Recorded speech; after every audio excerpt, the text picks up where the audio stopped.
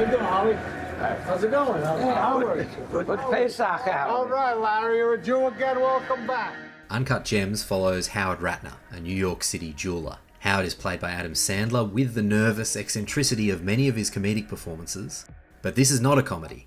This is a tense, gritty crime thriller in the vein of 60s and 70s films like Mean Streets, Midnight Cowboy, The Killing of a Chinese Bookie, Let's go down, give the customers a show, huh? and like the Safdie brothers' earlier works. I've only seen Good Time, but that had the same tough, unpleasant tone and visual style.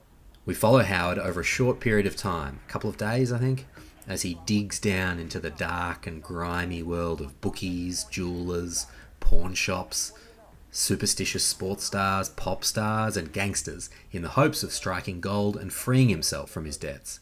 But as his debts and enemies continue to multiply, we feel the highs, lows and anxious mania of a compulsive gambler in over his head, but who knows only the one risky way to survive: dig deeper, gamble with higher stakes and make more enemies. This is of course a recipe for disaster and a recipe for an uncomfortable movie watching experience. But I loved every second of it. Darius Khondji's cinematography gives us only brief moments of traditional cinematic beauty, shots of the city at night, distant security cameras gliding at ceiling level in busy, bright shops. These distant shots, which often zoom slowly in on Howard from a distance, picking him out from the masses of pedestrians and objects, suggest a higher power judging him, pointing him out and highlighting what shady shenanigans he's up to now. But mostly the camera is up close and personal, messy and real. This close proximity allows for obstructions, distractions, and a real sense of the hectic, busy, and at times claustrophobic quality of these New York environments. Voices are often coming from out of frame, or the people producing them are often obscured or out of focus. This too close camera work adds to the anxiety of Uncut Gems by reducing the clarity of key information.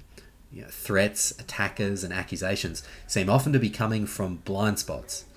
We feel the barrage of too much sensory input, but we also feel Howard's tunnel vision and frantic movements in amongst all of that information. This sense of paranoia is largely justified and further amplified by the plot too. Howard does have to defend against attacks from all angles. Security cameras spy on him when he's indoors, debt collectors tail him when he walks down the street outdoors.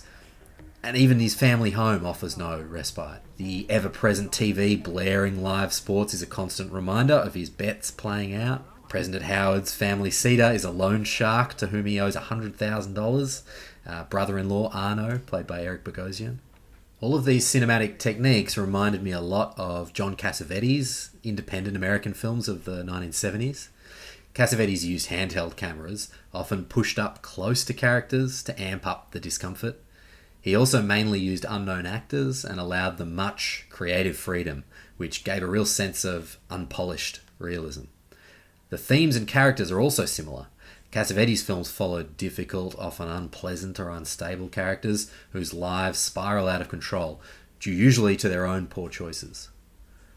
A lot of Uncut Gems remind specifically of Cassavetes' The Killing of a Chinese Bookie, a great movie following a nightclub owner who makes a bad bet with bad people and gets caught up in the underworld of LA there, with only his propulsive personality and will to help keep himself afloat. Like Cassavetes, Khondji and the Safdies use uncomfortable lights, angles, and sounds to create a kaleidoscopic and disconcerting effect. We often don't quite know where to look or who to listen to, as competing images and sounds are allowed to overlap.